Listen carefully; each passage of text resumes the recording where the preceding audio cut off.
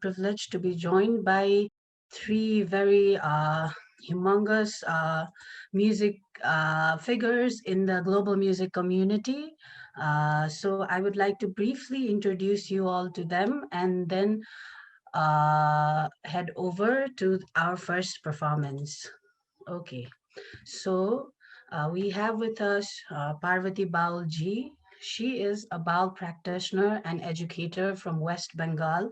She carries the lineage of Baul tradition that emerged at the same point of time in history of South Asia when Dāphā tradition breathed its air in Nepal. She has successfully taken her tradition to the international stages, and along with it, the element of devotion that is the key to Baul tradition. Trained under Baul gurus Sanatan Das Baul, Sasanko Goshi Baul in Bengal, she has been performing both in India and other countries since 1955. Since 1995. Really sorry for that. Being one of the faces of the global musical Baul movement, we are honored to have her here as one of the panelists for today's sessions.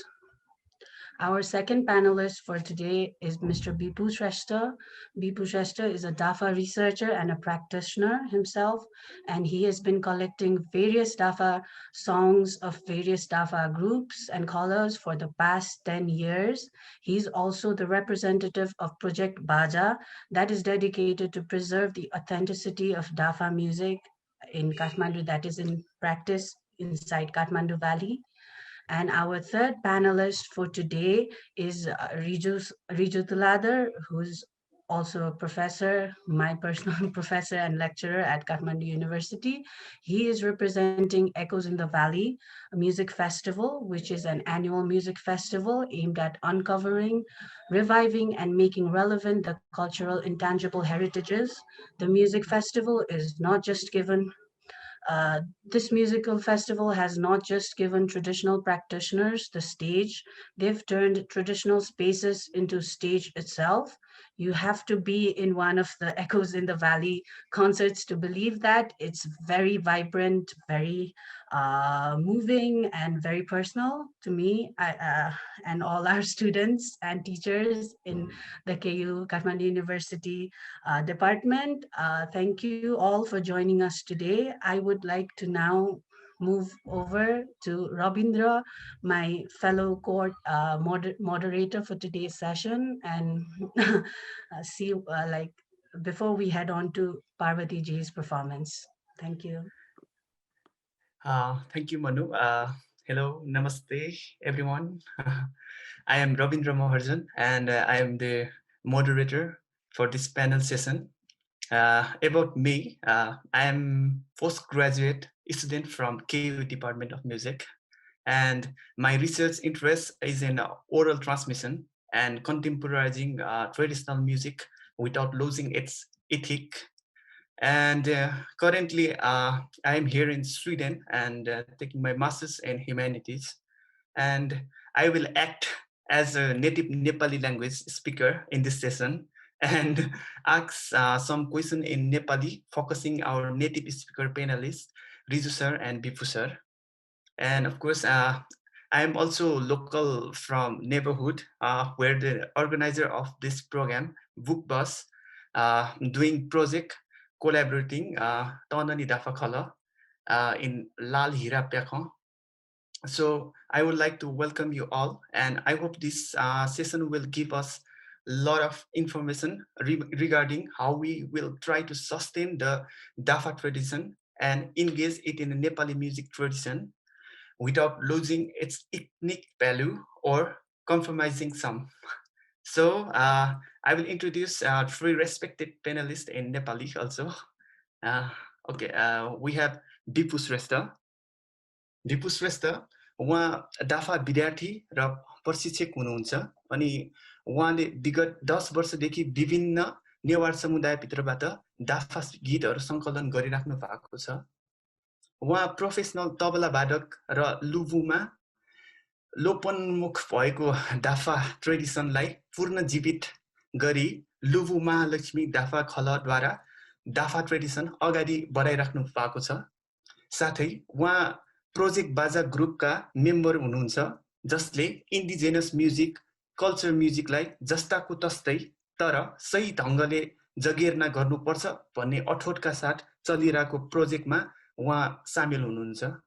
यस्तै हामीसँग हुनुहुन्छ respected Parvati बाउलजी ma'am. उहाँ चाहिँ एक bowl परिसार्थी नै र पश्चिम बङ्गालका एक शिक्षिका हुनुहुन्छ।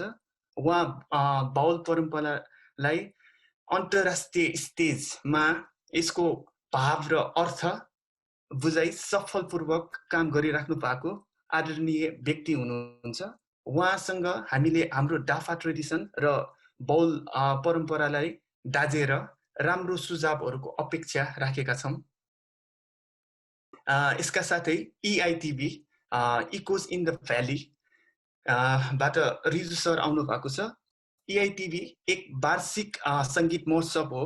सांस्कृतिक अमूर्त सङ्गीत सम्पदालाई कसरी जगेर्ना गर्ने र परीक्षार्थीहरूलाई स्टेज दिई कसरी प्रस्तुति दिई नेपाली लोक सङ्गीतलाई टेवा पुर्याउने भनेर सुरु भएको महोत्सव हो।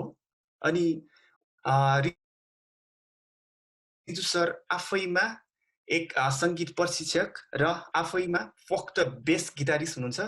उहाँले लामो समयदेखि पुरानो वाद्यवादन बाजाहरूलाई कन्टेम्पोरेरी म्युजिक इन्डस्ट्रीमा कसरी एन्सेम्बल ग्रुप बनाई आफ्नो स्थान दिने विषयमा म स्वयं र अरू विद्यार्थीलाई राम्रो तरिकासँग बुझाइराख्नु भएको छ। So yes, I want to heartily welcome you all in this panel session.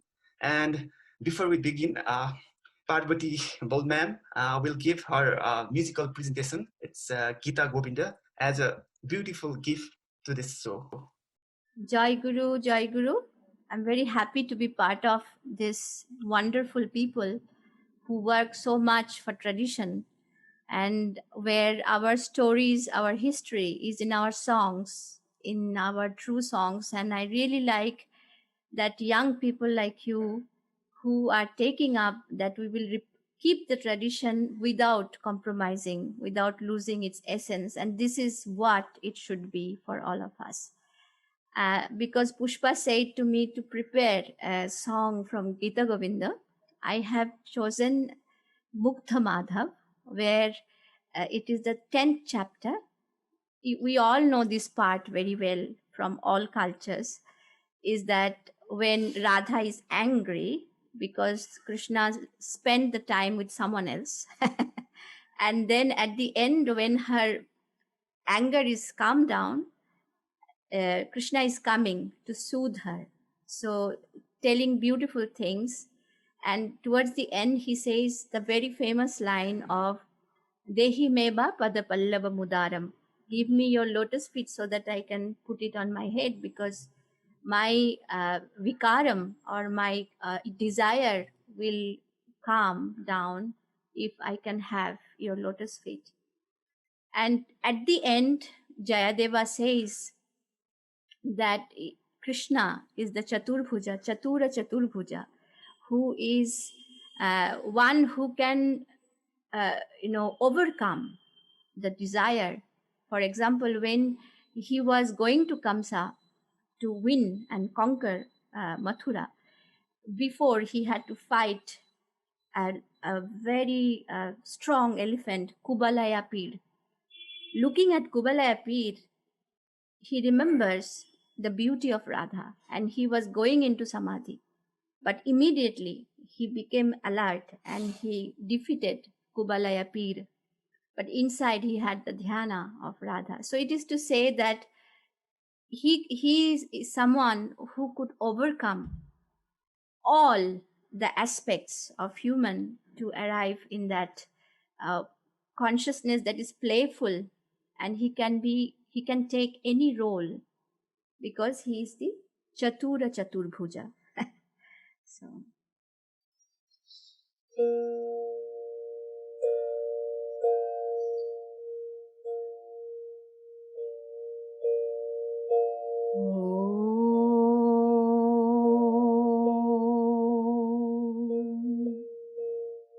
Sri Sri Guru Pado Bharasha Matrasha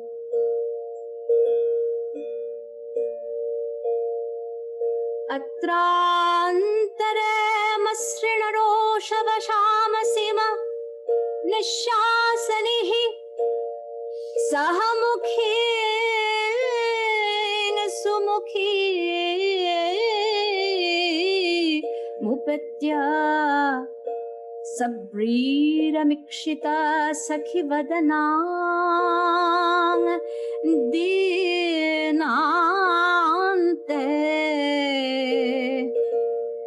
Sananda Gada Padam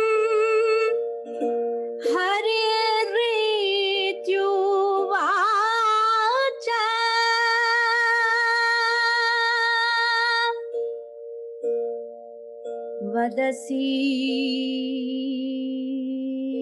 Vadasi Yadi Kinchidapi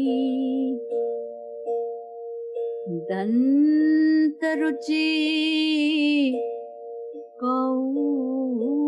Kaumadi Haratu Tadupahita Vikar Haratu Darati Miramati Ghoram Spuradadharasi Dhave Tava Vadana Chandrama Rochayati Lochana Chakoram Priye Priye Charu Shile Munchamai Mana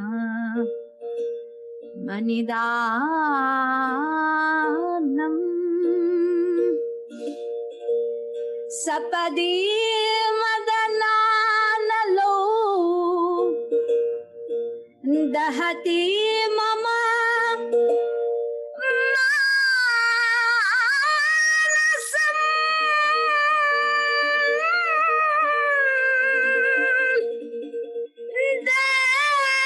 Dehi Mukha Kamala Madhupanam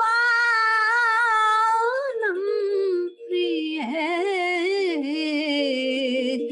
Munchamai Mana Manidanam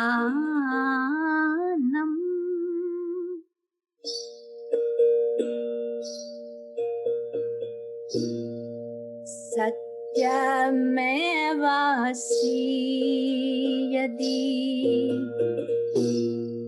Sudatimai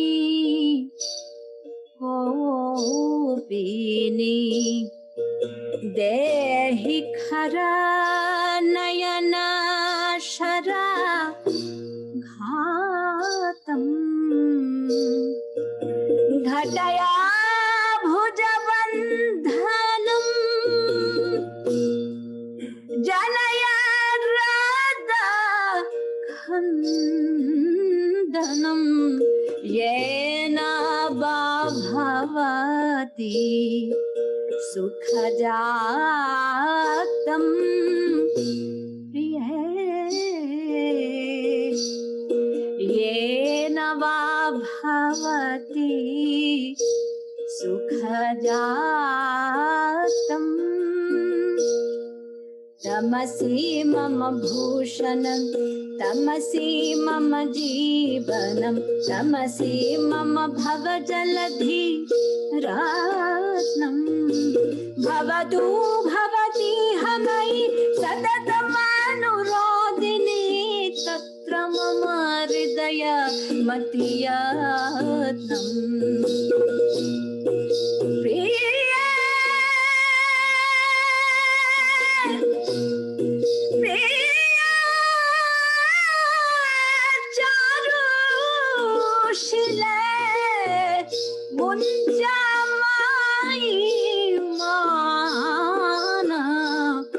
मनिदानम् नीलनलिनाभमपि तन्नितवलोचन धारयति कोकनदरूपम् कुसुमसरवान भवन यदि रञ्जयसि कृष्णमिदं तदनुरूपम्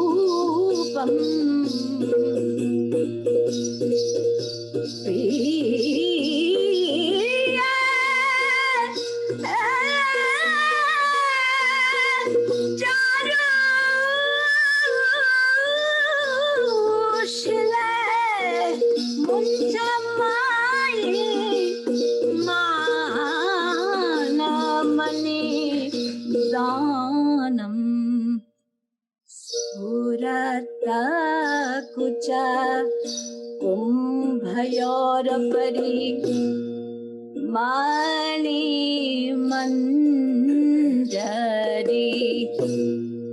रञ्जयतु तव हृदय देशम्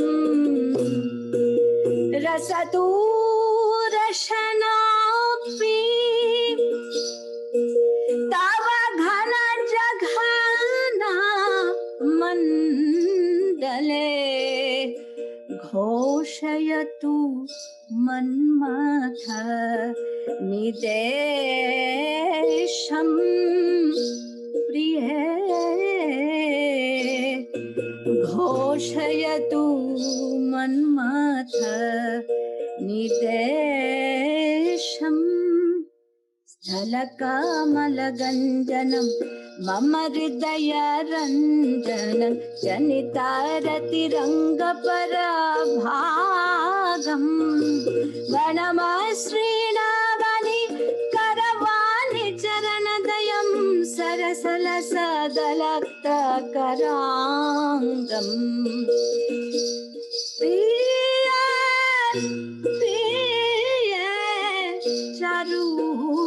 चारुशीले मुञ्चमयि मान मनिदानम्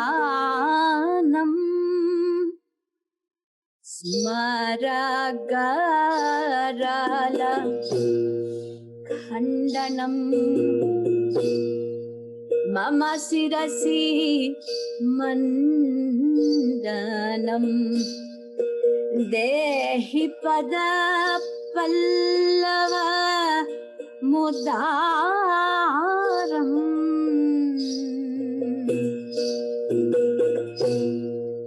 जलति मयि दारुणो मदना कदना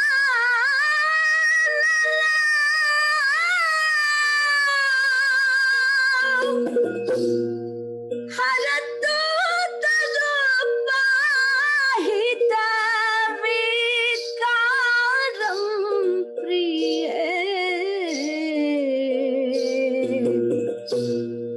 हरतु तदपाहित विकारम्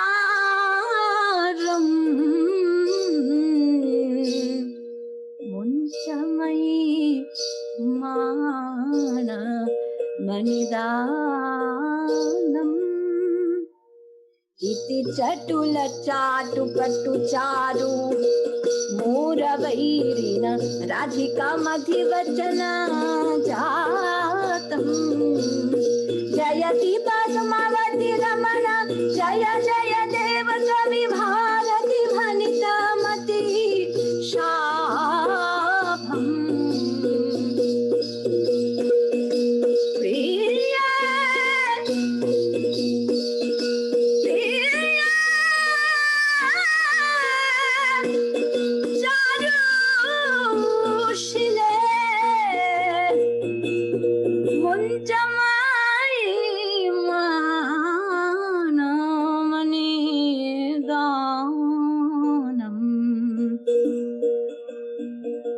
प्रीतिवस्तुनुतां हरिकुबलया पिरेण सत्थं रणे राधापीन पयोधर स्मरण कृत कुम्भेन संभेदवान् यत्र स्वीत मिथ्यति मिलति क्षणमद क्षिप्ते द्वीपे तत्क्षणात् कंसास्मा विजितमिति व्यामोह कोलाहलम्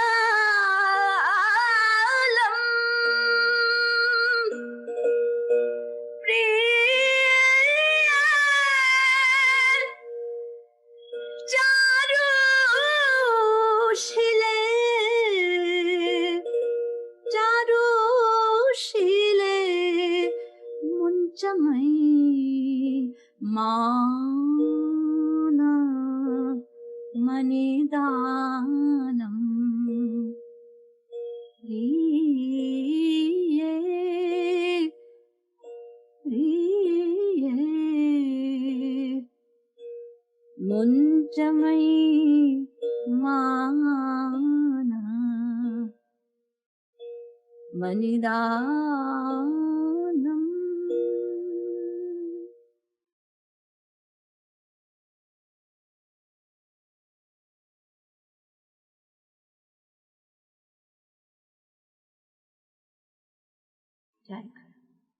Thank you, Parvati ji, for enlightening the sessions with your very moving performance. Thank you so much. Parvati Balji, she is a master of Baul music, master of Baul music. Her performance incorporate dance with singing and instrument playing. I assume right now she was playing her Ektara, accompanied with dugi, percussion. She has in her like tied in her waist, which she plays herself with her right hand, I think so, and also nupur, her metallic anklets. I had heard in her interview she did play kartal pani first ma. Yeah. So yes, and a very polyrhythmic thing going on there, and her fingers are like like guitar players playing like very fast tremolo classical guitar playing. That's very amusing to me.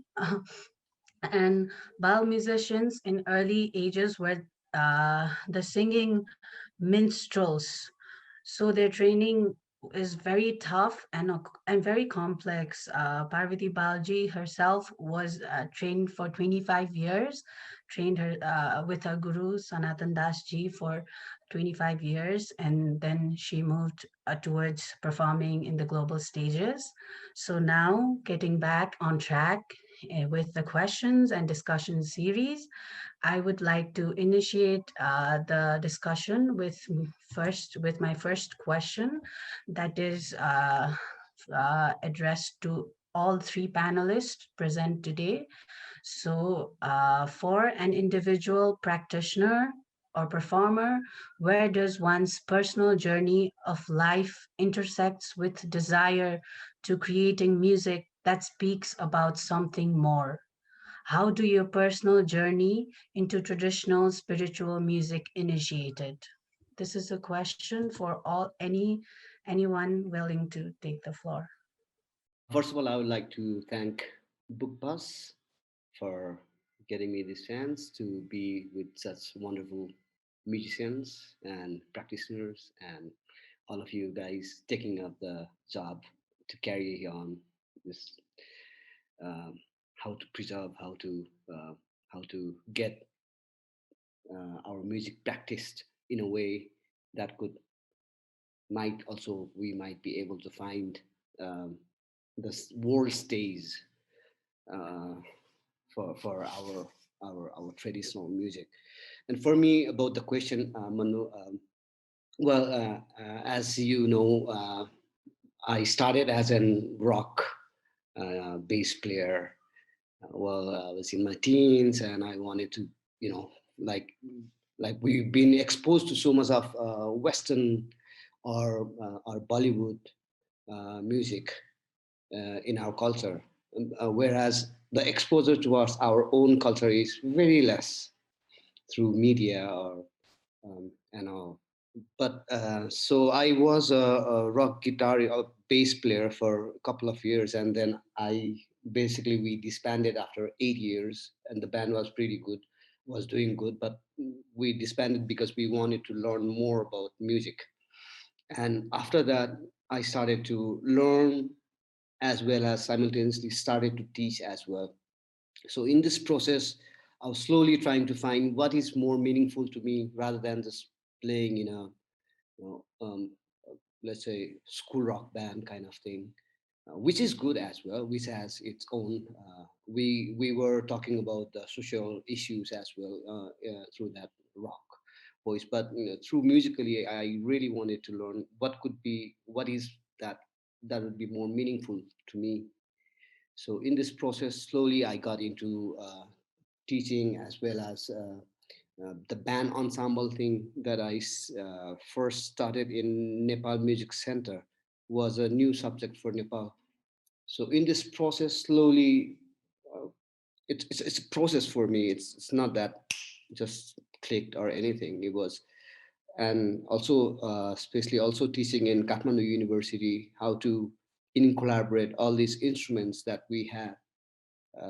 It's not we did not have much of like Western instruments in Kathmandu University, so I was having a very tough time trying to organize the ensemble class because the instruments that I was not used to, but I have been doing quite some arranging for music for my band and other artists, so that slowly got me into it. And also I started this music pedagogy class in Sibelius Academy in Helsinki, Finland. So through that, the reflection I was doing, my research was a lot more based on reflective study. So all these things actually molded towards what I'm trying to do right now into the getting the Nepalese music in the world stage platform. Thank you. Thank you, So Rizu yeah, sir. yes, I will ask some question to regarding it, Rizu sir. Yes, before from first panel discussion, Richard Bides sir, he mentioned that when we learned traditional instruments like lalaki, posima, and it has a different like it's a concrete bowl. Uh, I mean it's a yeah composition, concrete composition. So do you think he he mentioned like um, when it's when it is on the oral tradition transmission, we need to based upon that oral tradition thing. And according to you, you are telling like you want to do these things in academic stage, teaching these things in academic stage. So how could be it how could it be possible? Actually, the answer was yesterday in the panel discussion that Prem actually said, like how the one piece of music that we are used to hearing could be perceived in a totally different way by the other listener and the other. For example, there was Prem's classmate, I think. So when his classmate, his friend, was asked by Prem to play the same tune, it was played in a different way.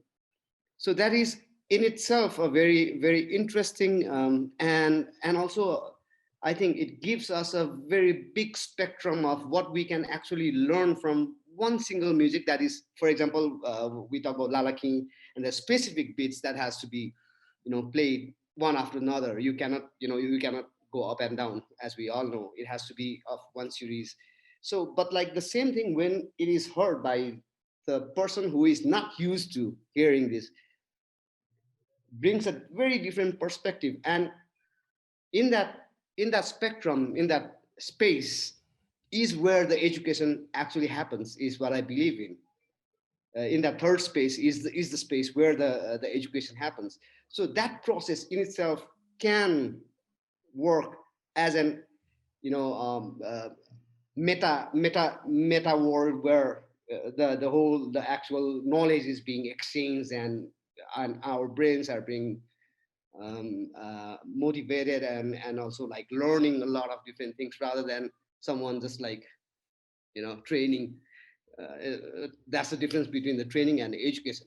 And when we talk about academic, that would be an academic stage, I would say. But if we talk about the world stage, then there has to be, I don't know, we still need to. There's a very big question: how to preserve our essence, ethic of music, and how to convert it into an performing art. I think Parvati Baulji would be a very example of what she had experienced. Maybe that could help us. Okay, if I say my experience, if that is of any help, is that when I started learning Baul songs, that time my whole intention was learning it from my teacher, and my main focus was to get deeper into the tradition because I was so touched by the tradition. So I did not come from a perspective of somebody who is trying to learn a performing art and a tradition and turn it into performing art and make it presentable for everyone. I did not think all of this. This is like you found on your journey, in your journey, how to use everything. Same way I learned just that way, by making a lot of mistakes. And so then when I started, I was pretty reluctant to do performance in the first place. But it was one of the friend who was a ethnomusicologist, and he was like, "No, you have to perform." And so finally, I started performing. And then came a lot of difficulties because for us, we will just warm up. We need half an hour, and then we need 3 hours to complete everything, and with the ritual, with everything. So I am given my first performance that I was given part of a Sufi festival, and I'm given 30 minutes. I before I open my mouth, 30 minutes is over. So how do I do that? And I don't want to compromise anything in that music, because I feel then I'm not doing the right thing. So then I started, and then so many proposals came to me, like, oh, use this instrument, use so many other things. Then I went to my my guruji, who was a very traditional master, and I said, Baba, I have to sing, how do I do that? Then he said, you are a woman, just sing, play all the instrument yourself. You don't need anybody, do it alone. And this is the oldest form of the baul. Present it as it is to the people. And then I said, Baba, I might have to cut 1 or 2 stanzas because I have to put it in half an hour. Then he said, that's okay.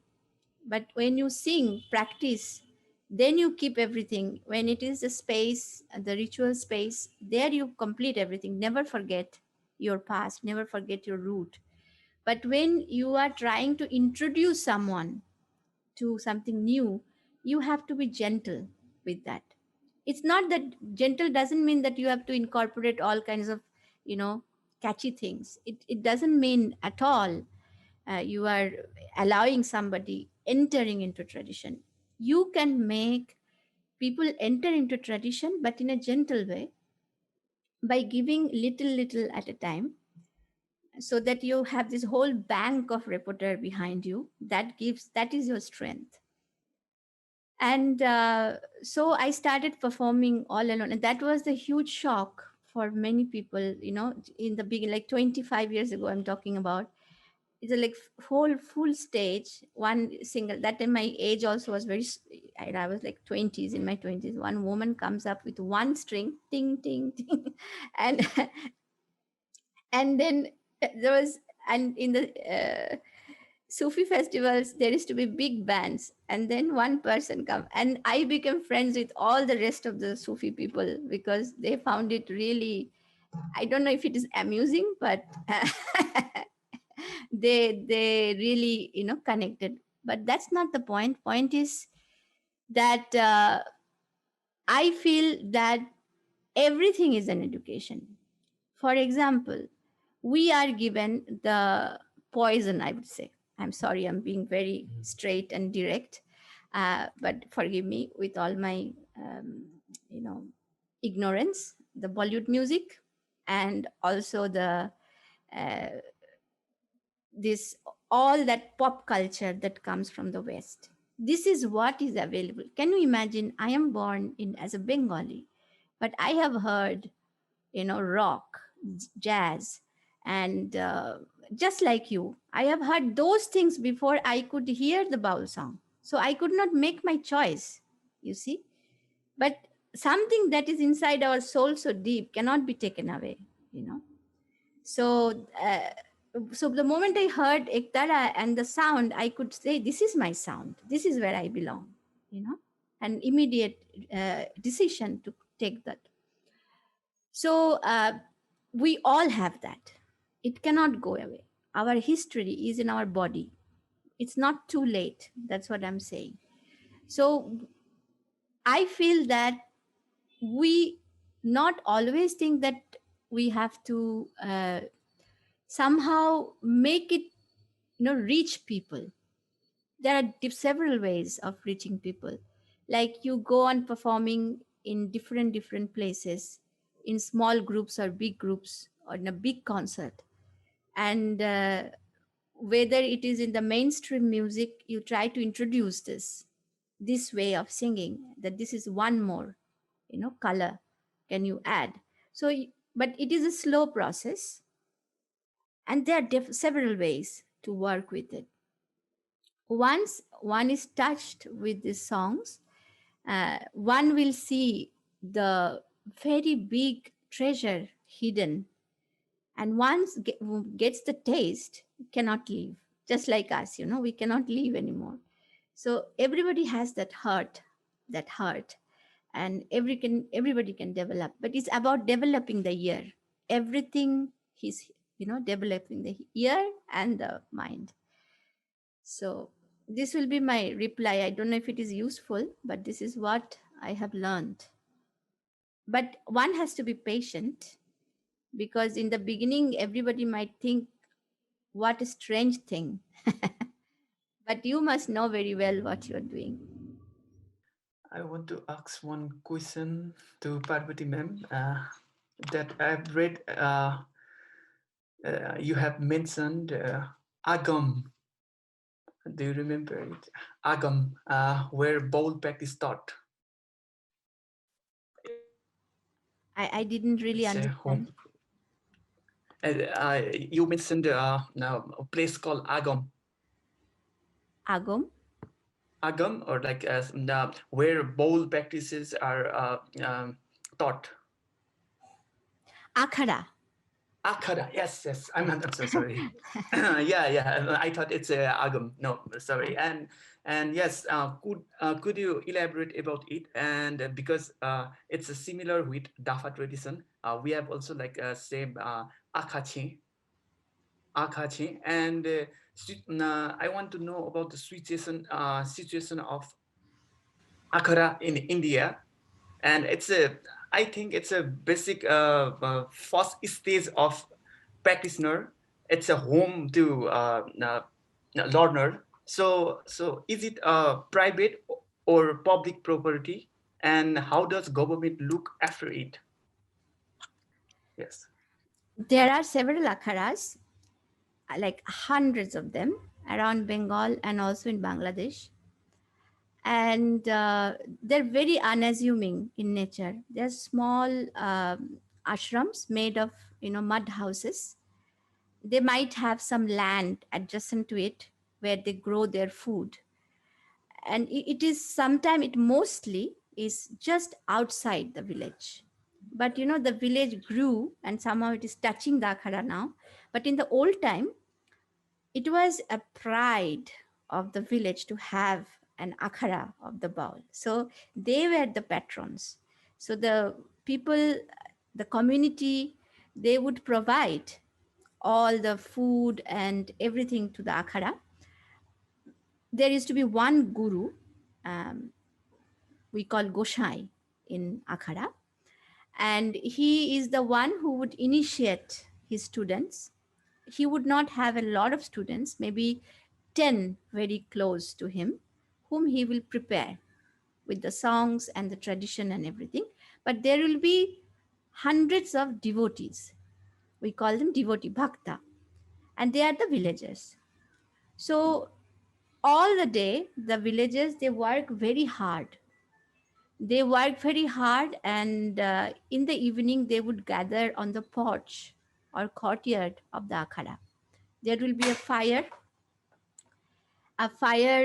in the middle of the porch or in the courtyard, and they will sit around in the winter time, and in the summertime something else. And there will be a continuous conversation through music and Maharjan pad, that's the poetry, where there will be singing for people, and people can ask questions, and the master again uh, you know make them understand the inner meaning of the song by singing the poem again. And so people, it was in a way a place where they would come to gather peace for their mind, to keep the community alive, to have a spiritual health, spiritual fitness for the community. So akhara mostly played that role all the time. And Baul masters, they would go around in the village, maybe thrice in a week, singing in every houses, reminding them through singing. And we have so many different hours of singing. We have, during this time, this is the harvest time, and just before the winter, at 2:30 in the morning, masters will go around. 2:30 in the morning, masters will wake people up singing the song, reminding, oh, wake up, don't be lazy. Now it's time you do Harinam Sankirtana. So, like that, they will go around. So, there is a complete, this transmission and receiving, giving and receiving with the community.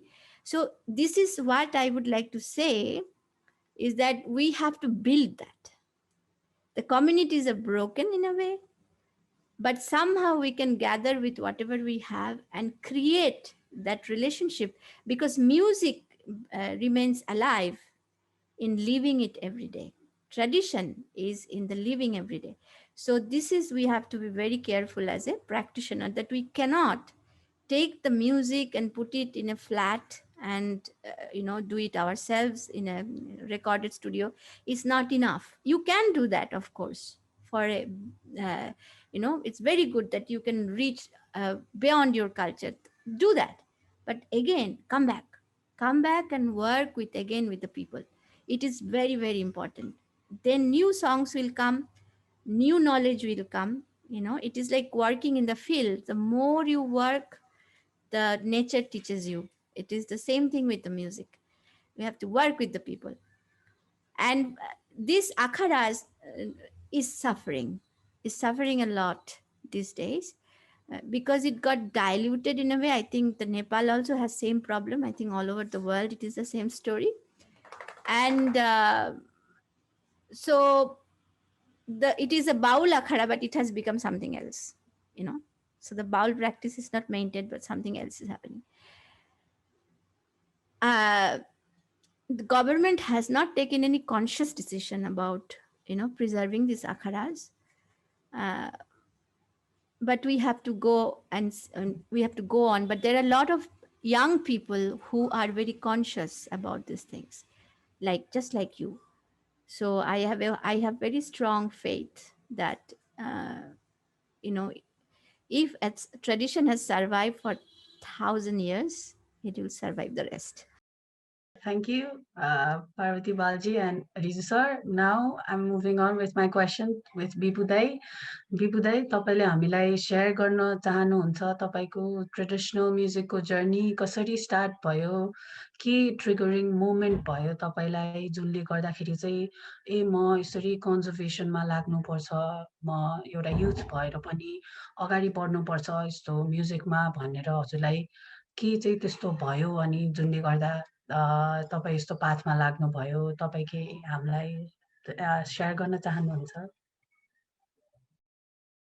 जस्तै पार्वतीजीले पनि भन्नुभयो, रिजु दाईले पनि भन्नुभयो, अब उहाँहरूभन्दा त हामी भर्खरकै हौँ, तैपनि कोसिस गर्दैछौँ हामीले केही अब गर्नुपर्छ भन्ने त्यसै लिएर।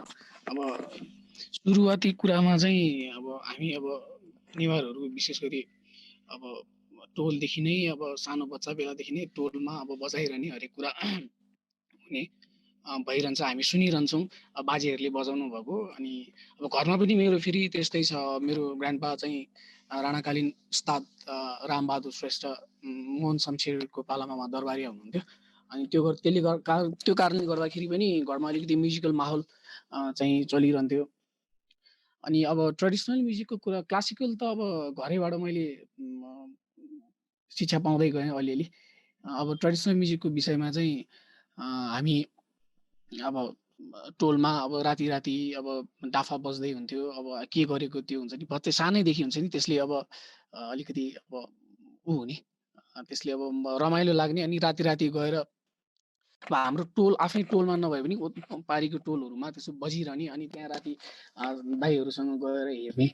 अनि अब त्यो अब बिस्तारै हामीले देख्दै पनि अब सानोदेखि हेर्दै गएको, देख्दै पनि बिस्तारै कम, अब आजहरू कम हुँदै जानुभयो, 10-12 जना देख्दै 5-7 जना हुनुभयो, हुँदा बन्द हुनेसम्म पनि स्थितिमा पुग्यो र बन्द पनि धेरै ठाउँमा बन्द पनि भयो।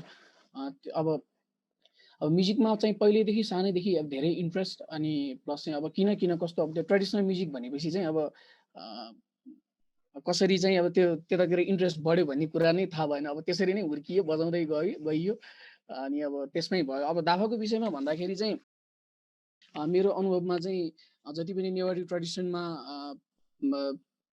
ट्रेडिसनल म्युजिकहरू छ, जस्तै धा, धिमे, खी, नाखी, दबदब, अनि कान्टा दबदबहरू, कोचा खीहरू, यिनीहरू सबैमा भन्दाखेरि चाहिँ दाफामा चाहिँ एउटा यस्तो भेरिएसन, कम्पोजिसनहरूको भेरिएसन, अनि एकदम उच्च कोटिको रचनाहरू जस्तै ग्वाराहरू, जुन चाहिँ पोलिरिदममा बेस छ, जुन चाहिँ एउटै गीतमा चाहिँ 4-5वटा तालहरूमा बजाइन्छ, गाइन्छ, त्यस्तै चालीहरू, राग बेस्डहरूमा, यो धेरै यस्तो सुन्दाखेरि चाहिँ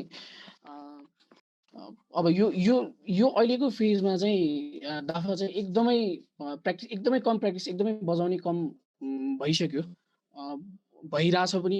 अब यङ्स्टरहरूले पनि यो धेरै फलो गरिरहेको छैन।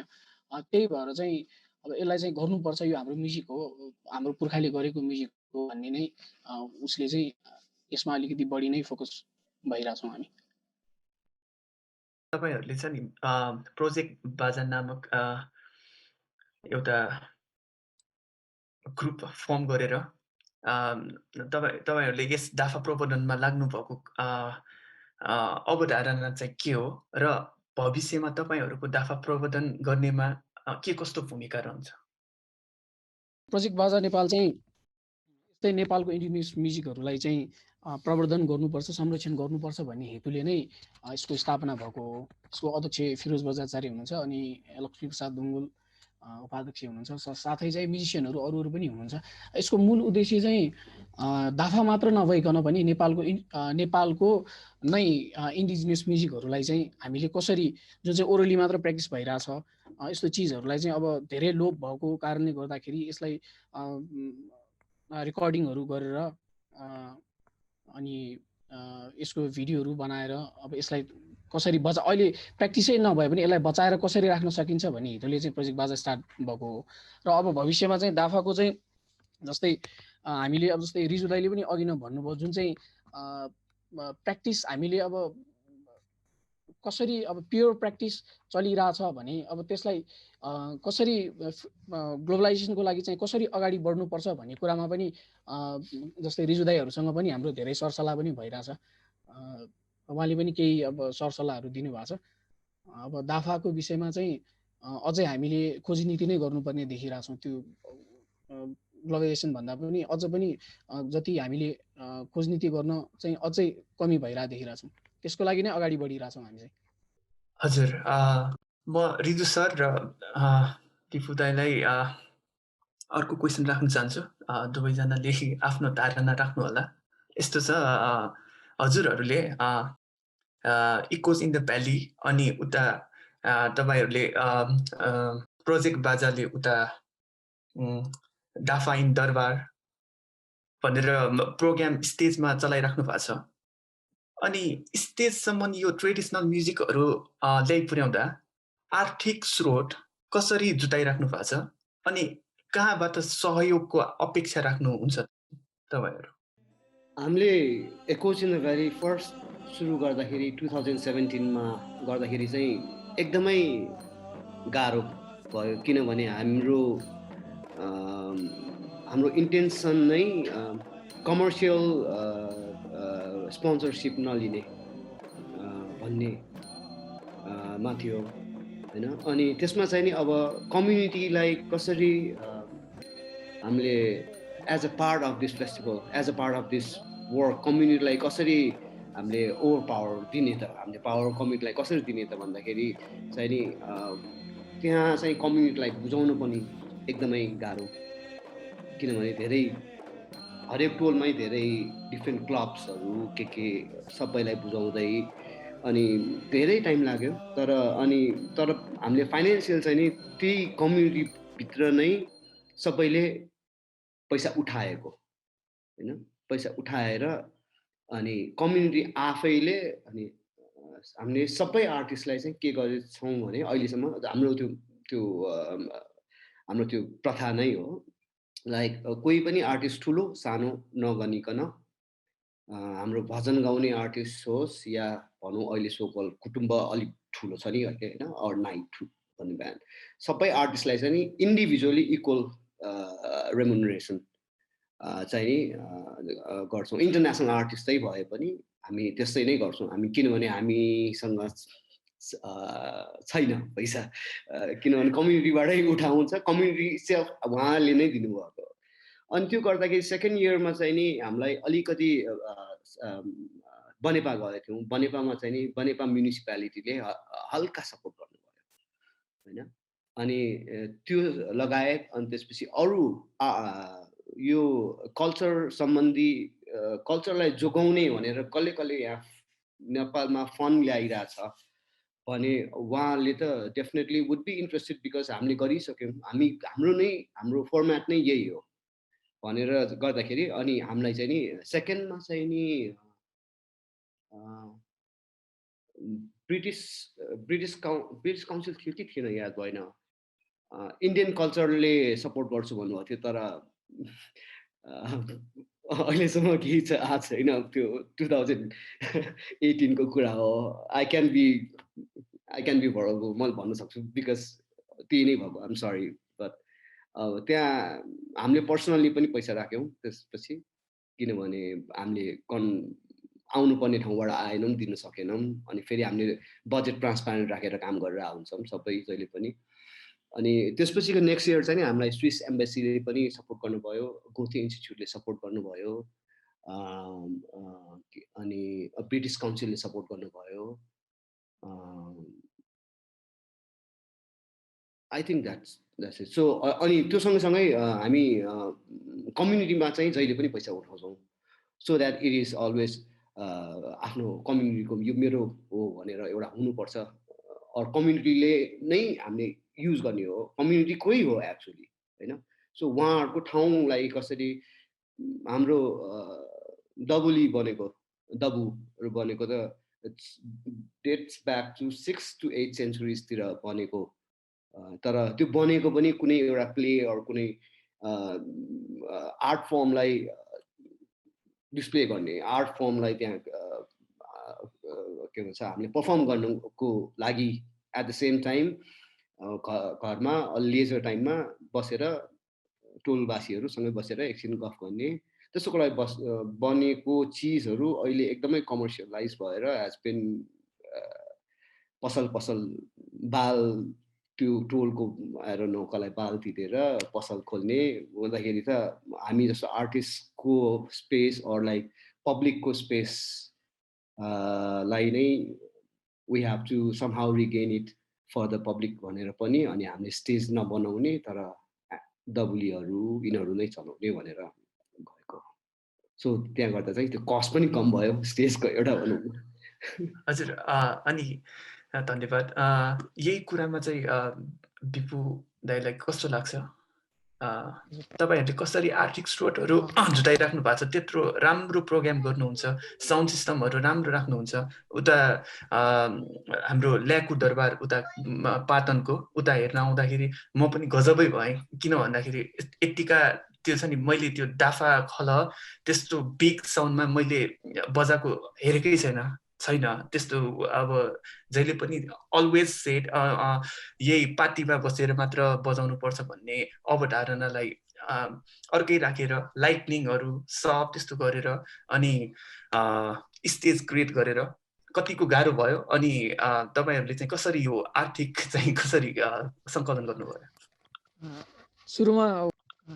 सुरुमा भन्नु आर्थिकको विषयमा नै कुरा गरौँ अनि रिजदाइले भन्नुभएको जस्तो अब नेपालमा पहिला सुरु त यस्तो काम अगाडि बढाउन खास त सरकारी तौरबाट नै हेर्नु पर्ने हो यो कुरा तर नेपालको अब गभर्नमेन्टले चाहिँ अब त्यति ध्यान दिन सकिरहनु भएको छैन त्यो सिधै भन्दा पनि हुन्छ हामीलाई पनि सुरुमा प्रोग्राम गर्दाखेरि ललितपुर महानगरपालिकाबाट पनि हामीले ट्राई गरेका थियौँ तर अब कुनै एङ्गलबाट त्यस्तो अहिलेसम्म चाहिँ केही पनि भएको छैन अब रिजदाइले भन्नुभएको जस्तो पहिला चाहिँ आर्थिकमा चाहिँ हामीले आफै मेम्बरहरूबाट चाहिँ मन्थली चाहिँ हामीले यसरी यो यति उठाउने भनेर चाहिँ पहिला सुरुमा चाहिँ हामीले त्यसरी जम्मा गर्दै गयौँ 1-1.5 वर्षसम्म हामीले हुन पनि अहिले पनि हाम्रो यो फन्डको लागि चाहिँ हामीले कोर्स यसरी गरिरहेछौँ तर अलिक केही चाहिँ अब जस्तै कुनै उबाट चाहिँ केही हदसम्म हामीलाई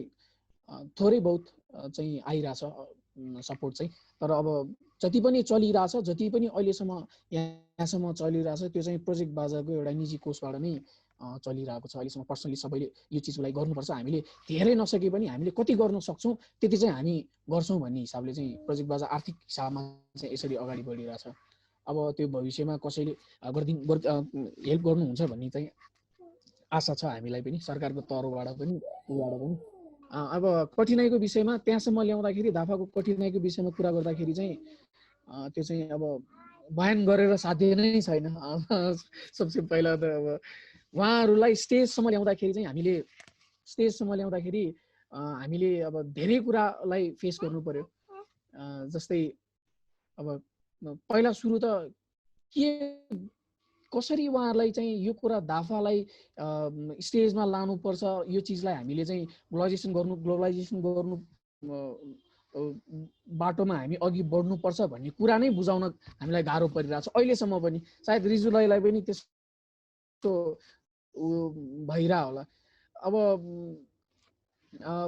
हामीले 2-3टा प्रोग्राम त्यसरी अगाडि बढायौँ त्यसमा चाहिँ अब उहाँहरूलाई पनि हामीले आफ्नै कोर्सबाट नै अब केही हदसम्म उहाँहरूको खललाई उहाँहरूको आँखा पुच्छलाई चाहिँ पैसाहरू हामी आफैले पेमेन्ट हामी आफ्नै कोर्सबाट पेमेन्ट दिएर पनि हामीले त्यसरी पनि प्रोग्राम चलायौँ तर सुरुको प्रोग्रामहरूमा चाहिँ अब मेरो आफ्नै ग्रुप महालक्ष्मी दाफा खलबाट नै हामीले प्रोग्राम गऱ्यौँ अब अनि नासा चुकमा दरबारमा गरेको कुरा चाहिँ के भन्दाखेरि चाहिँ जुन दाफा यहाँसम्म पुग्नुको उसमा चाहिँ दाफा नासा चुकको चाहिँ धेरै हात छ किनभने पहिला मल्ल राजाहरूको पालामा दाफा त्यहीँ बसेर प्र्याक्टिस गरिन्थ्यो त्यो नासा चुकमै प्र्याक्टिस गरिन्थ्यो नासा चुकमै बसेर धेरै राजा रोयल म्युजिसियनहरूले चाहिँ दाफा कम्पोज गर्नुभयो त्यहाँ प्र्याक्टिस गर्नुभयो त्यही भएर चाहिँ हामीले त्यो ठाउँ चाहिँ विशेष रोजेको कारण चाहिँ त्यो पनि हो So, my question is has your gender been of any issue in your career as a spiritual music performer? Can you kindly shed light on your initial motivation and also struggle in becoming a successful world class bal performer? Well, I will try to be honest as possible. So, I mean, fully honest, sincere is that, um, you see, today where I am as a performer, I am respected very much. And I am also given, a place of a teacher, which is very rare for a woman to get it.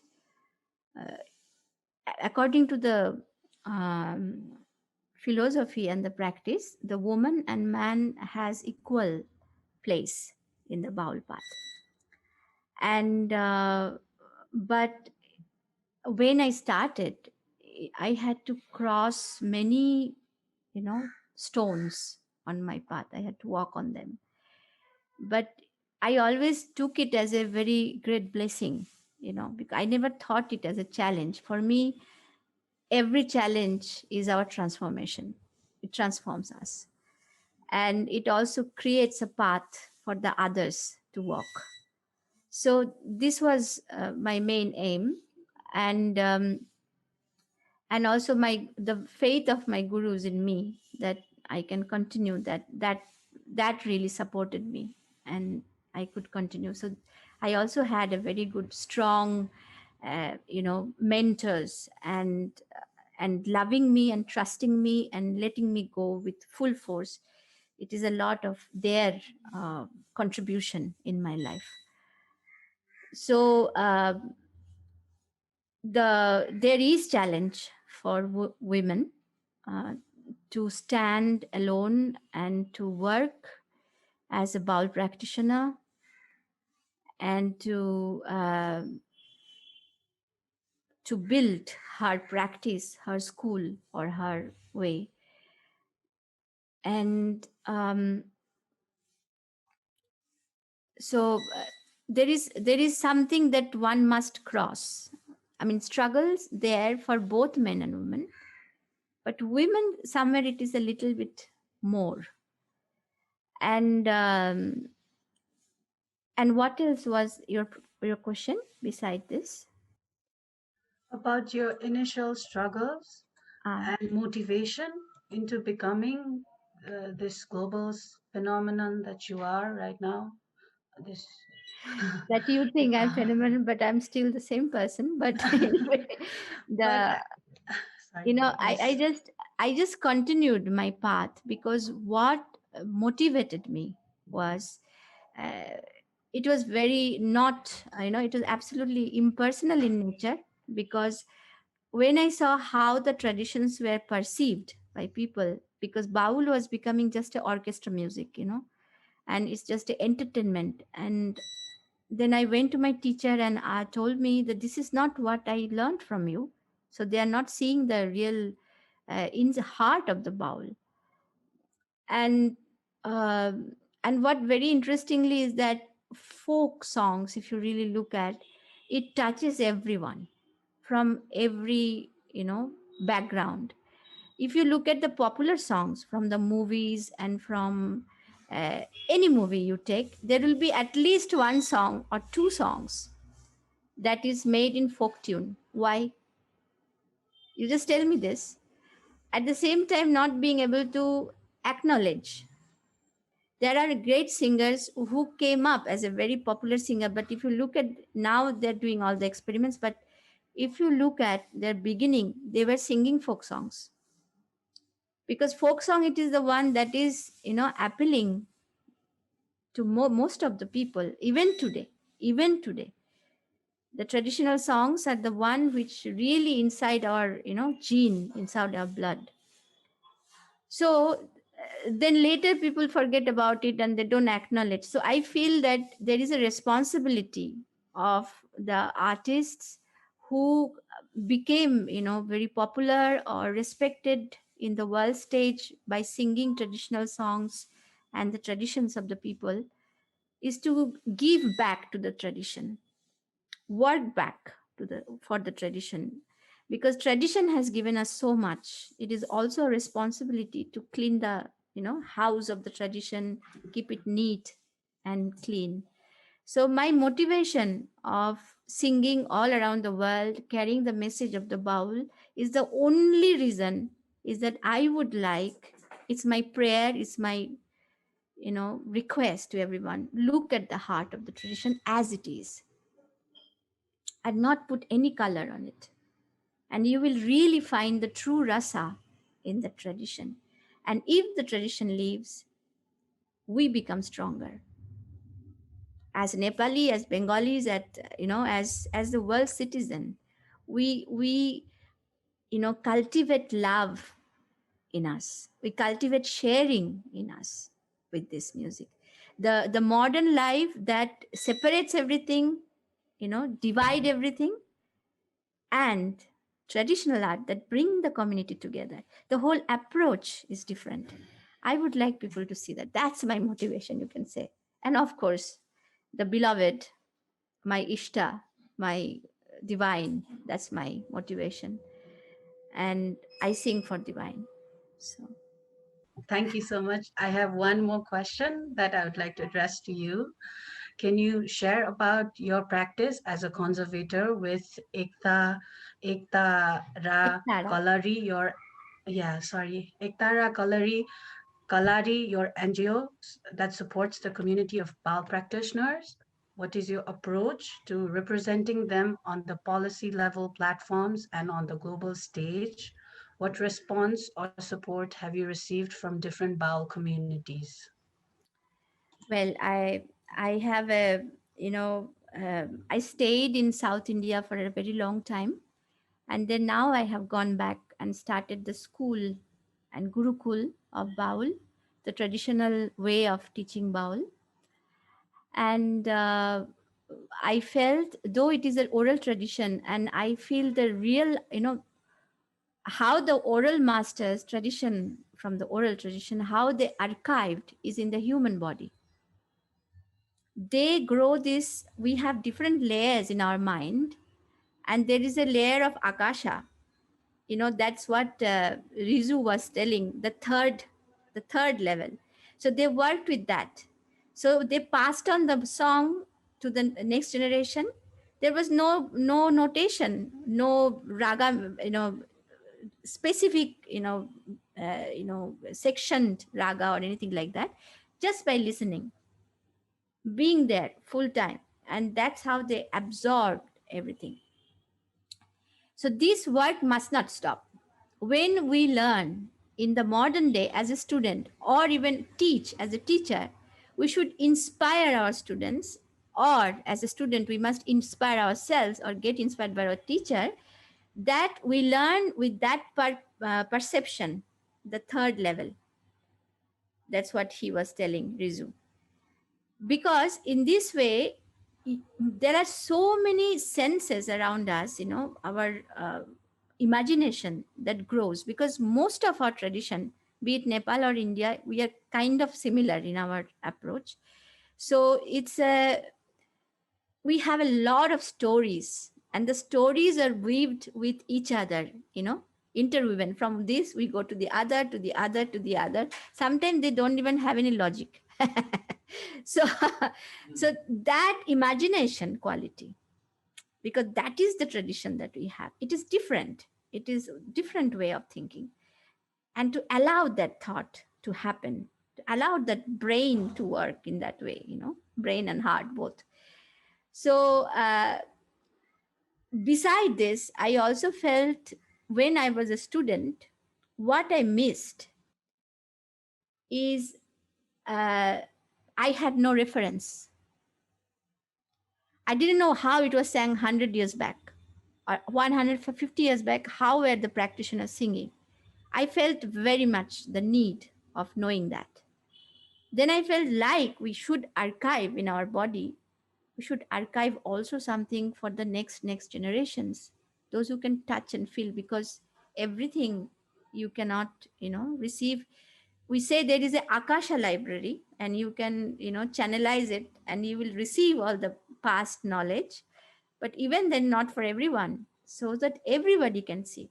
And it is also a history, and you must keep it very alive.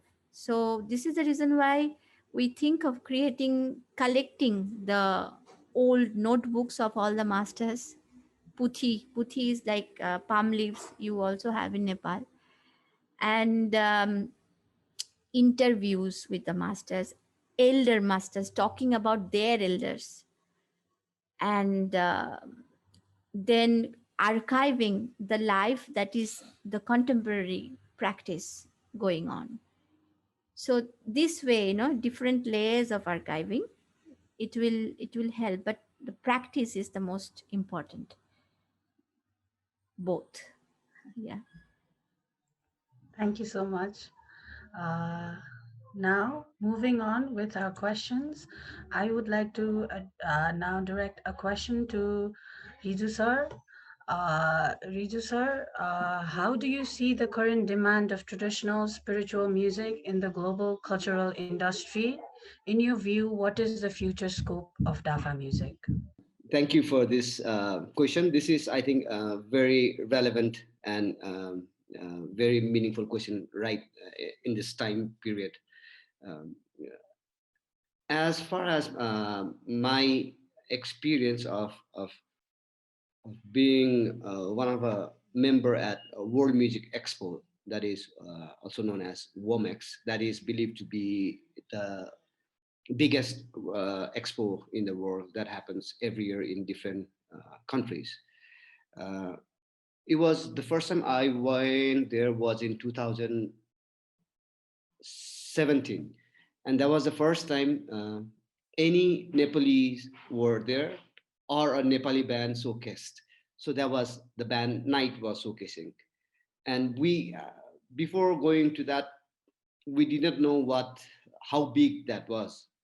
So when I got into there, like it is a massive networking hub, let's say, for musicians, for world music musicians, as well as for folk and even for punk musicians, whoever carries this message of society for the betterment.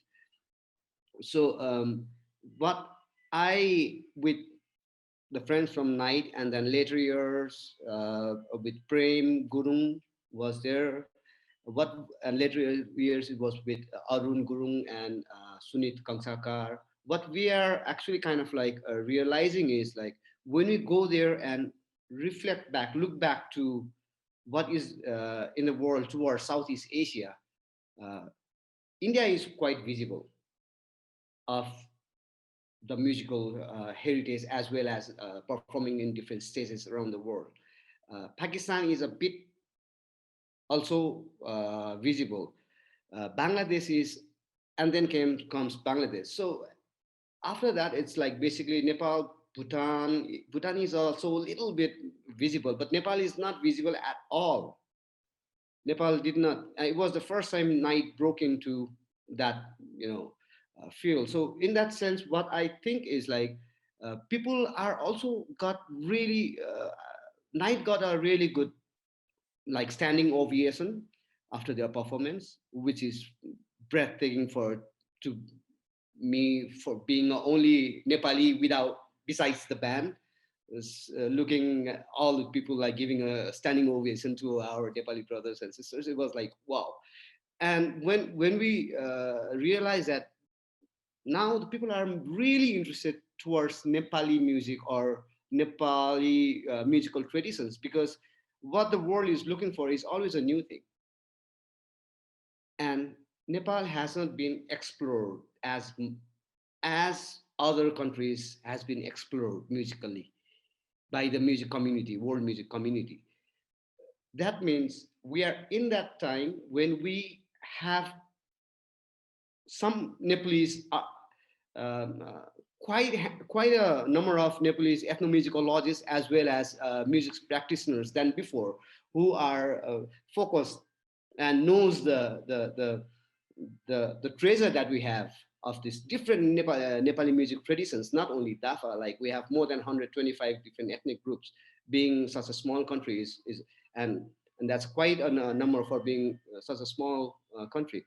and 125 different ethnic groups, meaning at least 125 different music genres or musical style, at least, right? So if the world is looking towards this with a and treating it as an treasure, as an hidden gem, and now we have our own musicians who has this actual, we have the treasure. So we have to, like Parvati Baul just said, we have to, like, how do we preserve our tradition of music? It's not just like keeping it behind the shell. We are to practice it is how we are going to preserve it. And how do we make sure that the future generation is going to practice it as well? So I felt really nice when Miss Parvati Baul said, like, how she had to take out some stanzas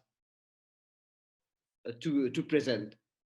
That might give us some light, might be, but how does our traditions gonna, you know, feel or make a question on that? So that is like we have to make conscious but authentic choices, also knowing what the world is looking. And this is the right time for us to really dig into what we are doing and present it to the world, because it's we are lucky that it's a digital world, for example. We can access to a lot of different things, and we can present our stuff as well. So I think this is perfectly right time. I would like to direct one more question to Ms. Parvati Baul now. Uh, in a fast-paced, status-oriented society like today, how can we lure the younger generation into a spiritual inward journey? How, many Baal sadhakas orient their family and children into Baal practice. How successful are they? How are you creating the next generation of Baal practitioners? When I was young and I was going to study in my college, I heard the Baul songs for the first time in a train. A blind Baul singer came up in the train and was playing the ektara, and that changed, that brought transformation in me.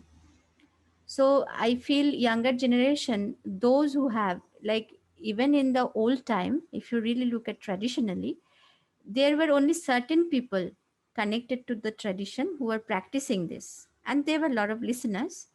So those people who will take up, there will be always few in number. This we have to accept. It will not be like 2000 people learning Baul songs. So these traditions are like that. But you can grow your community of listeners. You can grow your listeners by building that relationship through your music, and holding spaces, just like today how we are holding spaces where young people can come and young people can have a conversation with the practitioner. So there was a very beautiful organization in, I think, in India, it's called Speak Make. So they took all the traditional masters and carried them school to school, different schools. Even I have been in Orissa, in Kerala, in people don't even speak my language. That India has all different language, but I was talking to the children about tradition, how we prepare ourselves, how interesting it is, and how how to and they were very touched, and they had very incredible questions, especially in the schools in Dehradun. I was very touched by young children, and many of them even today, they remember. Suddenly one young man in the airport came up and said, "You've been to my school, do you remember me?" And I remember whatever you said, and that transformed me. So this is what we have to do. It's not that they will all become Baul practitioners, but they will develop a space inside them to hold tradition. A time when young generation people, when I started practicing, they were reluctant. The father is Baul, but the son doesn't want, because there was no uh, no status, as you say, and no respect, no nothing as a career in it. And then but now things are changing for Baul, and there are many more young generation people who are taking up this music, because they are understanding that there is a very deep history in that, spirituality in that. And so this, I would like to mention that things have changed, and the next generation practitioner preparing for me, as I have said, that I always teach them in the very traditional manner, taking at least 12 years. I say you have to commit for 12 years, and you have to follow this path in this way. This is the, rules and discipline. So it is for the people who can be into the hardcore, the heart of the Baul practice. And there are also another group of people who come to learn because they love Baul, but they cannot give full time because they have job, or they have, they're professionals established in their life. So I give them, like, take it as your inner practice, grow yourself, and also give something back to the community. And uh, and there is a third level of people that is from like, they really want to build their ear to appreciate Baul songs. So I hold retreats with that, how to listen, how to, develop understanding, and by, being in the presence of Baul masters. It's not only me alone. With me, there are many other masters who come, and they spend 7-8 days, very intense time, and they develop something inside them, how to listen to the Baul song. So this, I was talking, for me, I feel the seed is there to develop the listening. Listening has the key, because we forgot to listen. And what is given to us is like what is there in the store. We buy only that, forgetting that there is, a lot of uncultivated herbs around our house, which is good for our health. So we have to remind that. So developing the listening, that's the key for everything. I want to ask Rizu sir and Bipu. Uh, it's like commercial music performance र community दाफा practice बीचको मुख्य भिन्नता के हुन्? यी दुई क्षेत्रहरूले एक अर्काबाट केही सापत्ति लिनु पर्यो भने के लिँदा ठिक होला? Riju sir.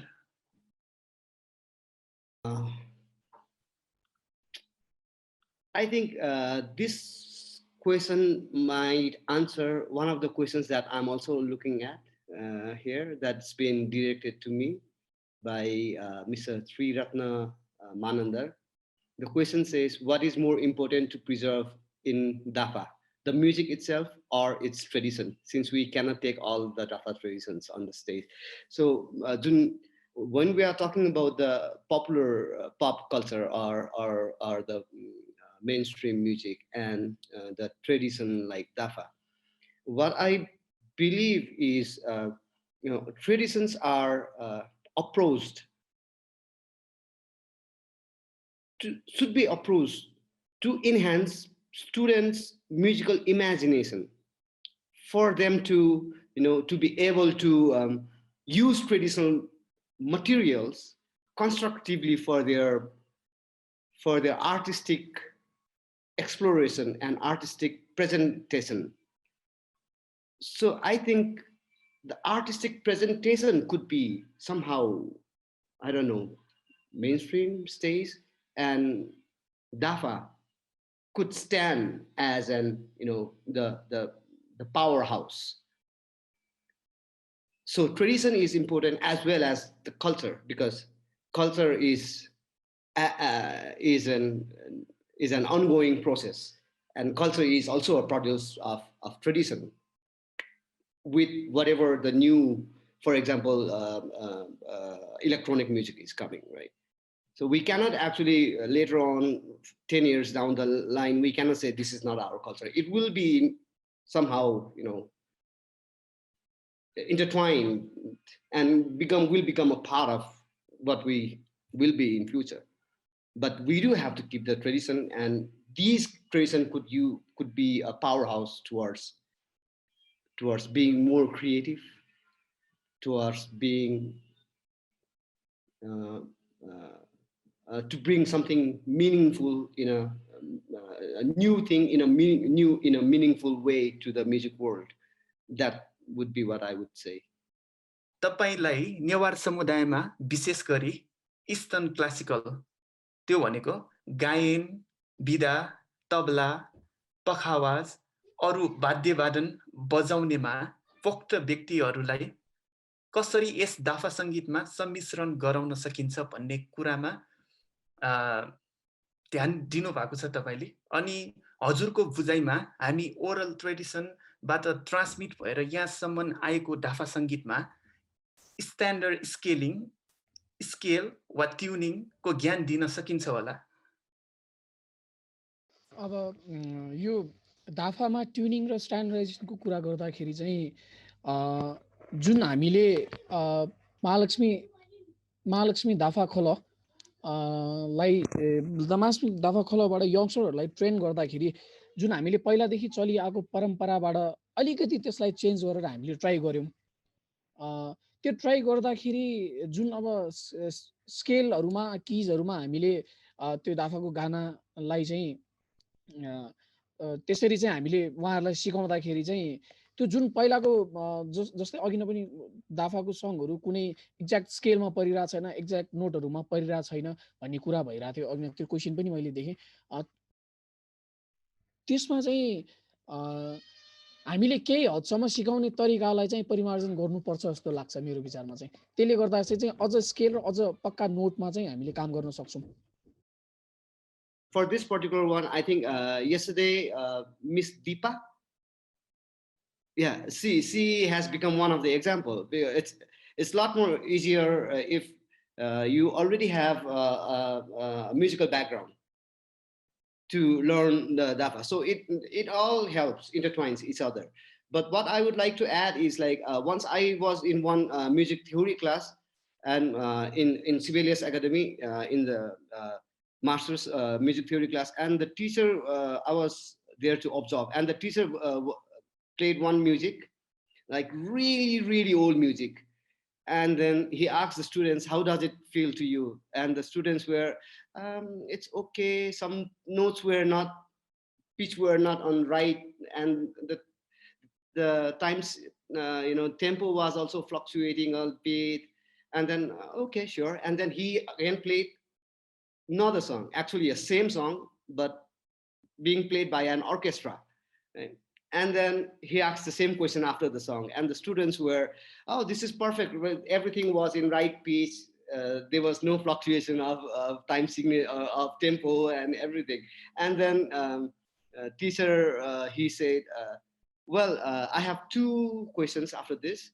Two is like, do we think that the Pythagoras, whose system changed this whole thing, has actually refined our music, or might have we lost some essence of what the original music was trying to say? And I don't think we have answer to that. This question I'd like to direct both to Parvati Balji and Rizu sir. So how can spiritual music practices like Dāphā be presented in modern day commercial stages without compromising its authentic values and devotional elements? This is a very tough one. Thank you, Mannu, for always bringing the toughest questions. And, coming from the tradition of, I also grew up in a Newar community, listening to Dāphā music in my childhood, in the neighborhood. My grandpa also being one of the practitioners. It is, first of all, like we have, like I was talking before about like the tradition and what could be gained from the tradition for the music enhancement. There comes like two kinds of like presentation on the stage, I would say. Either you want to present it as the Dāphā it is now, but practice so much so that it is in your blood. Like you don't even have to think about a note or anything, like Parvati ji just sang, right? So it has to, either it has to be practiced so intensely that it becomes you and then you present it, or like we can also, we have learned a lot from Parvati ji today, like some stanzas has been taken out. We cannot be very harsh while we are presenting it for a first time, like you say, right? So might there be some changes that might be needed to get an attention, and once we get attention, then we can bring in. So there are ways, different ways of how to present, and on to what stage are we talking about? To the academic stage, to the world music stage, to the pop culture stage, to our Guti stage. So that also differs accordingly, I would say. Thank you. And for me, I would like to say that, so far I have reached all these places. I haven't take part in the commercial stage. I remained with my art, remained with my tradition, and I went slowly, one by one. And I waited until really someone approached me that they want to listen to the Baul song. I had no manager or agency to look for concerts for me, nor I had gone to any record levels to record my songs. It is only those people who came to me, I went to them. And my whole intention was to reach people. How I can reach maximum number of people. For me, nothing mattered, whether it's commercial, non-commercial, this, that, nothing mattered. So there were commercial stages where they have invited me, and I think I was a massive failure. And because it was not a music that everybody can really get into it. Especially, I don't try to mix up anything. So I went slowly, but they, even in that commercial stage, those who invited me, there were a small number of people, maybe 15 in that 1,000 or 20,000 of people. There were 15 people who remained with the song, and it transformed them. And this is what I wanted, you know. There was in Bangladesh, in some festival there were 2 lakhs people, 200,000 people in the field, and I'm singing with my ektara. So you can understand that I was not entertaining. And but my interest, as I can see, the independent musicians, and music as a language, music as a community, music as a bridge between cultures. This is what I look at. And that I feel that one can do this even without going to the big stage or commercial stage. Even in Nepal, I was very surprised to know that people knew my songs. I was totally, how people know my songs, because I just continued. And as you said, Rizu, that there is digital medium and everybody can access it. The whole world can access it. So you be true, one can be true to one culture and tradition and do it as it is. Uh, I was deeply touched by Mangolini singing. I heard from Pushpa first time. And I feel this has an incredible potential in that music, which touches the heart of the people. If it can touch me, I feel it will touch the whole world. So, and then I heard a musician who was playing the saringi, that one in Pushpa arranged it again. I was totally touched because this was something so rich and we almost don't know anything about it. So you see, you have everything. It just need to be presented. There are people waiting to listen. There are people waiting to be touched. We just have to break all these walls and and go like, uh, I say that the barefoot fighters in the old time, they used to be barefoot and they would only have a stick in their hand. So we have to go like that and reach every house.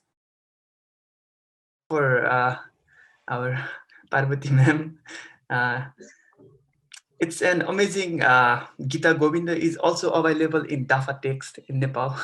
So, do you think the oral vocal music tradition from Bengal or even South Asia, is it similar?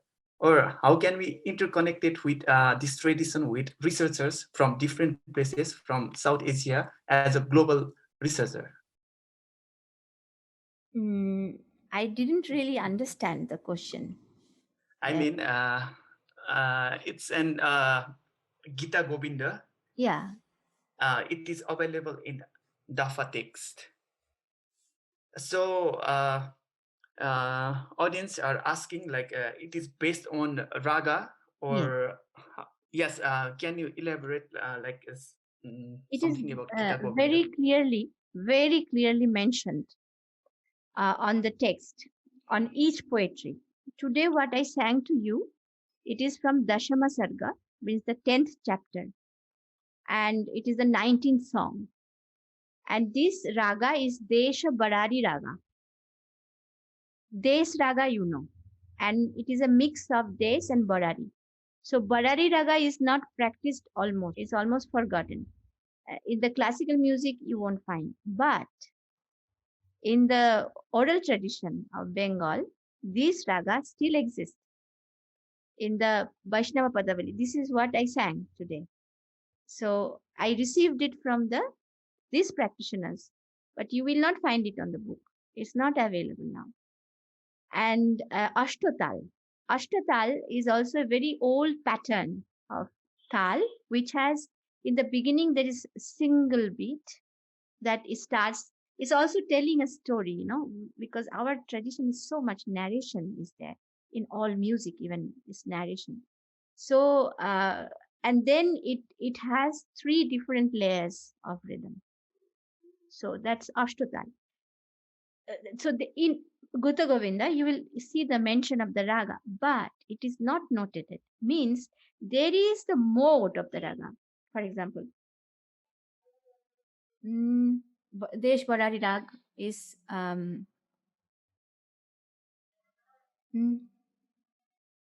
cha na na na na na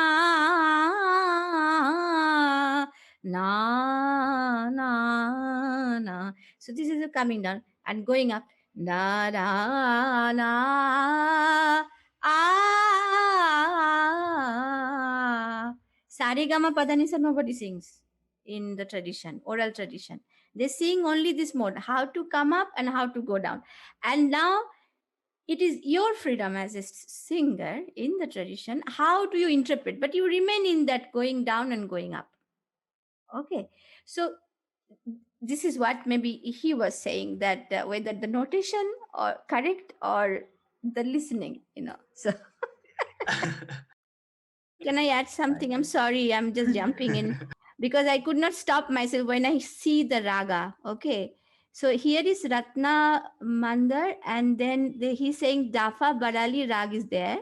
Yes, And in then, Dāphā. yes, and this is something crazy, because in Nepal, Yeah. the raga that we have lost, you have it, because I was looking for Malsi everywhere. I was not finding. Pushpa sang the song. Pushpa, that. Hey, my na na na na di bhakta kiti me palani. This is Malsi. We have lost it. And I was so happy to find. So I am sure it is there in the oral tradition. Everything exists even today.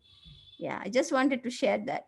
Yeah, on that note, in my Dāphā, on my research, I was also had did a little bit of research on Dāphā, and the Dāphā guru from one place, from Machindranath place, I think, he stated that this around 16 ragas that is sang for the 24-hour day cycle in Dāphā, and 9 of them are only included in the Indian ragas. Other hasn't been, documented or written, anywhere. So yeah. So it means I'll coming back to Nepal very soon. Thank you so much. That was a very nice discovery. So we are moving on with the questions. Furthermore, Mr. Ingraman Grandin addresses his question to Bipu Dai and Rizu sir, saying, "Thank you so much for the moving recital and the interesting discussion. Uh, what have you learned from the older generations doing the same thing?" Sorry, you are one, of course, not the only or the first people to have faced the problem of how to keep traditional music going. What have you learned from the older generations doing the same thing? I think of, for instance, Prem Bahadur Khosa, Kanta Buddha Bajracharya, Ram Saran Nepali, Ram Krishna Dual, and what have you learned from Parvati ji today? This Yes, is a question. Yes, sorry. I For will add Ritu some sir like and Biputai. yes. For the note, Ingimar Granin, sir, who came to Nepal and he did research in Kirtipur himself, and he published a book. I have inside the sun, and he asks this question to you. Yes, Rizu sir and Bipu. For me, of course, we are not the only one who are going through this thing of like how to, and that is, I think that is much more important. How to do it, and the answer might be different in different perspective of different personalities and different directions as well. From the elder people like Mr. Prem Bahadur Kosa or Kansa Buddha Bajracharya, Ram Saran Nepali, uh, you know, they have been having a living culture in themselves. That is what we've been, I think, talking about. That's what Parvati ji also was, I think, saying. So how to give these things to a newer generation? How do we produce newer um, Ram Saran Nepali of this time, of this age, and how to get it passed on and on? That it has always been a question and a thing to think about, and try to find different ways, learn different things from different people. For example, like I've been saying so much, I think this is the third time what I've learned, I've said from Parvati ji, is like maybe for different stages you might have to make a different repertoires, maybe cut down something, or just show some part of what the whole Dāphā has actually. Because Dāphā is not a 1, 2, 3 song, it's a whole repertoire in itself. So, just like showing piece by piece. It's a very, I think that would be my answer. Thank you. यसमा चाहिँ उहाँले भन्नुभएको जस्तो अब पुरानो कम्पोजिसनहरूदेखि लिएर हामीले अब धेरै कुरा सिक्न अब सबै पुरानैबाट सिकेको हो हामीले हैन वाट यु हेभ खासै केही भन्नु छैन यसमा चाहिँ मेरो हामीले चाहिँ अब जति पनि सिकेछौँ त्यो चाहिँ अब गुरुजीहरूसँगै सिकेका छौँ आई थिङ्क अनि पार्वतीजीसँग चाहिँ हामीले के सिक्यौँ भन्दाखेरि जुन हामीले ओरल ट्रेडिसन मा चाहिँ हामीले यो जुन दाफा पनि यसमा चलिरहेछ नि हामीलाई जहिले पनि कन्फ्युज हुन्थ्यो कि ट्रेडिसनल यो हाम्रो दाफाको रागहरू र क्लासिकल अनि नर्थ क्लासिकल साउथ कर्नाटका म्युजिकसँग हामी जहिले पनि दाँच्थ्यौँ कि के हो यो राग सिस्टम के हो त भनेर जहिले पनि अब राग बरालीको कुरा भयो, राग यसमा मारुवा राग छ, अझ हामीसँग राग भत्यारी राग छ, त्यस्तै हामीसँग अरू 2-4 वटा राग खास्ती पनि हामीले भेटाएका छौँ होइन। त्यो चिज चाहिँ हामीले इन्डियन क्लासिकलसँग मात्र दाज्नु हुँदैन भन्ने कुरा चाहिँ हामीले यहाँ कुरा चाहिँ एकदम मजाले बुझ्यौँ आज चाहिँ। थ्याङ्क यू एभ्री वान, सबैजनालाई धेरै धेरै धन्यवाद। आजको यो सेसन एकदम नै इङ्गेजिङ थियो। हामीलाई जे कुराहरू हामीले प्र्याक्टिस गर्दाखेरि अभ्यासमा लिएर आउन खोज्दाखेरि जे समस्याहरू हुन्छ त्यो समस्याहरू एक बाई एक हाम्रो आजको प्यानलिस्टहरू पार्वतीमा, हाम्रो रिजु सर, हाम्रो बिपु दाई सबैको तर्फबाट एक बाई एक गर्दै त्यो क्वेरिजहरू, त्यो इन्क्वायरिज, त्यो क्वेसन्स कसरी चाहिँ गर्ने त, के गर्ने त भन्ने प्रश्नहरूको उत्तर हामीले पायौँ। त्यसको लागि धेरै धेरै धन्यवाद। हाम्रो मोडरेटरहरू रविन्द्र दाई र मनु दिदी, thank you again for moderating this session in such a wonderful manner.